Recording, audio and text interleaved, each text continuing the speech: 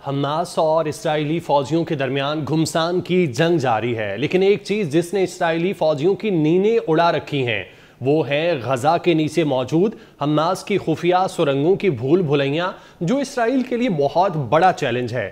اس video میں ہم ان سرنگوں کے بارے میں بتائیں گے جس نے اسرائیلی فوجیوں کا سکون اور چین اڑا رکھا ہے۔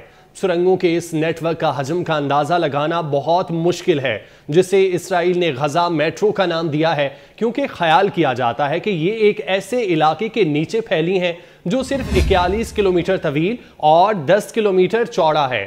غزہ میں سرنگوں کی تعمیر کا عمل سن 2005 میں اسرائیلی فوج اور یہودی آبادکاریوں کے انخلاء سے قبل ہی شروع ہو چکا تھا، لیکن 2 سال بعد حماس کی جانب سے علاقے کا کنٹرول سنبھالنے کے بعد اس میں تیزی لائی گئی، جس کی وجہ سے اسرائیل اور مصر نے حفاظتی وجوہات کی بنا پر سامان اور لوگوں کی نقل و حرکت پر پابندی لگانا شروع کی۔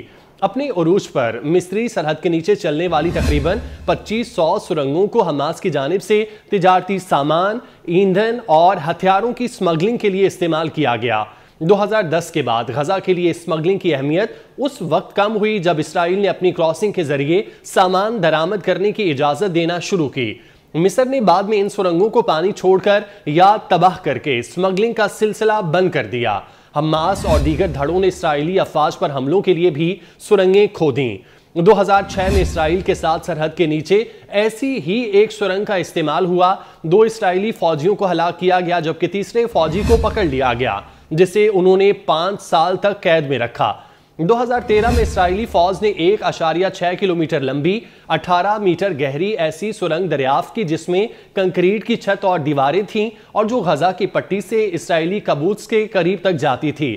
اگلے سال اسرائیل نے غزہ میں ایک بڑی فضائی اور زمینی کارروائی کے لیے سرحد کے نیچے ایسی سرنگوں کی موجودگی اور استعمال کو بطور حوالہ استعمال کرنے کی بات کی۔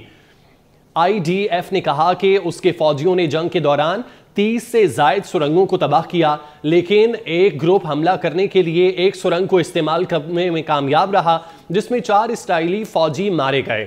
زیر زمین جنگ کی ماہر اور اسرائیل کی رینجمین یونیورسٹی کی استاد ڈاکٹر ڈیفنی رچمنڈ باریک کے مطابق سرحد کے آر پار بنائی گئی سرنگ شکل میں بہت بنیادی ہوتی ہے، یعنی انہیں بمشکل محفوظ بنایا جاتا ہے۔ وہ ایک بار استعمال کے مقصد کے لیے کھودی جاتی ہیں اور ان کا مقصد اسرائیلی سرزمین پر حملہ کرنا ہوتا ہے۔ ان کے مطابق غزہ کے اندر کی سرنگیں مختلف ہیں کیونکہ حماس انہیں مستقل بنیادوں پر استعمال کر رہی ہے۔ وہ شاید زیادہ دیر تک قیام کے لیے زیادہ آرام دہ ہیں۔ وہ یقینی طور پر طویل اور پائیدار موجودگی کے لیے بنائی گئی ہیں۔ رہنما وہاں چھپے ہوئے ہیں، ان کے پاس کمانڈ اینڈ کنٹرول سینٹر ہیں، وہ انہیں نقل و حمل اور مواصلات کی لائنوں کے لیے استعمال کرتے ہیں۔ وہ بجلی، روشنی اور ریل کی پٹریوں سے لیس ہیں، آپ ان میں گھوم پھر سکتے ہیں، آرام سے کھڑے ہو سکتے ہیں۔ وہ کہتی ہیں کہ ایسا لگتا ہے کہ حماس نے حالیہ برسوں میں سرنگوں کی تعمیر اور جنگ کے فن میں کمال حاصل کر لیا ہے۔ خیال کیا جاتا ہے کہ غزہ کے اندر سرنگیں سطح سے 30 میٹر یعنی کہ 100 فٹ نیچے ہیں اور ان کے داخلی دروازے مکانات، مساجد، سکولوں اور دیگر عوامی عمارتوں کی نچلی منزلوں پر واقع ہیں۔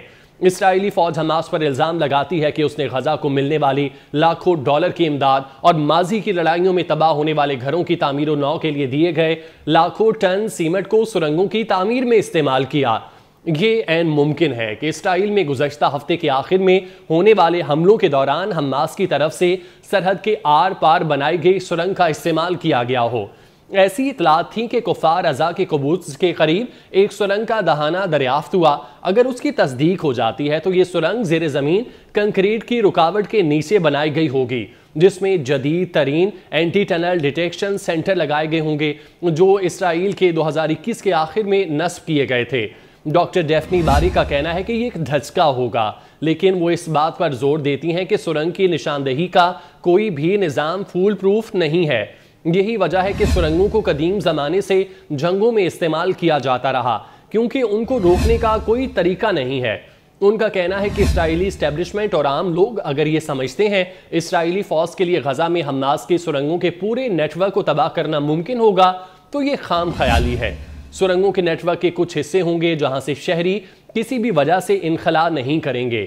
زیر زمین نیٹ ورک کے کچھ حصے نامعلوم ہیں اور ان میں سے کچھ میں کارروائی کے نتیجے میں عام شہریوں کے جانی نقصانات بہت زیادہ ہوں گے۔ ان کا کہنا تھا سرنگوں کو تباہ کرنے سے زمین پر موجود اسرائیلی افواج، فلسطینی شہریوں اور یرغمالیوں کا بھی جانی نقصان ہوگا۔ ڈاکٹر ڈیفنی باری کا کہنا ہے حماس انسانی ڈھال استعمال کرنے کے معاملے میں بہت اچھی ہے، ایک بار جب حملہ یقینی ہو جائے تو وہ جان جائیں گے تو وہ شہروں کو عمارتوں کے اوپر چڑھا دیں گے۔ اس عمل میں اسرائیل نے کئی بار حملے منسوخ کرنے پر مجبور کیا ہے۔ ان کے مطابق اس تکنیک کے تحت حماس بآسانی اسے سرنگوں کے تناظر میں استعمال کر سکتی ہے اور اسرائیلی، امریکی اور دیگر یرغمالیوں کو اس کے اندر رکھ سکتی ہے۔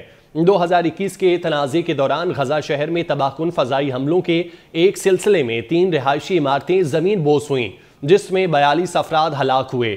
اسرائیلی فوج نے اس وقت کہا کہ اس نے زیر زمین سرنگوں کو نشانہ بنایا، لیکن جب وہ بیٹھے تو عمارتوں کی بنیادیں بھی زمین بوس ہو گئیں۔ ڈاکٹر باری کا کہنا ہے کہ سرنگوں کا یہ جال اس سبقت کو بھی ختم کر دے گا جو ٹیکنالوجی اور انٹیلیجنس کے لحاظ سے اسرائیلی فوج کو حاصل ہے۔ یہ شہری جنگ کی مشکلات کو بڑھا دے گا اور اسرائیلی فوجیوں کے لیے ایک مہلک خطرہ ثابت ہوگا۔ سب سے پہلے حماس کے پاس پورے نیٹ ورک کو بوبی ٹریپ کے لیے کافی وقت ہے۔ وہ فوجیوں کو سرنگوں میں داخل ہونے دے سکتے ہیں اور پھر آخرکار پوری چیز کو اڑا سکتے ہیں۔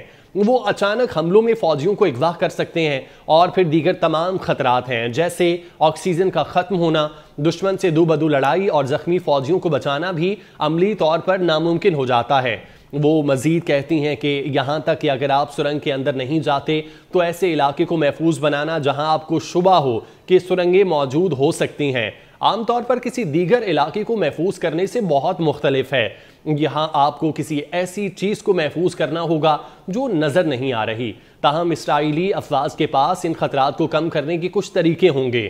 سوفن گروپ سیکیورٹی کنسلٹنسی کے ڈائریکٹر ریسرچ کالن کلارک کے مطابق ان میں ڈرونز اور ریموٹ کنٹرول گاڑیوں کو سرنگوں میں بھیجنا شامل ہو سکتا ہے تاکہ وہ وہاں نصب دھماکہ خیز مواد کی نشاندہی کر سکیں۔ جنگی طیارے بنکر بسٹنگ بم بھی گرا سکتے ہیں جو دھماکہ کرنے سے پہلے زمین کی گہرائی میں گھس جاتے ہیں۔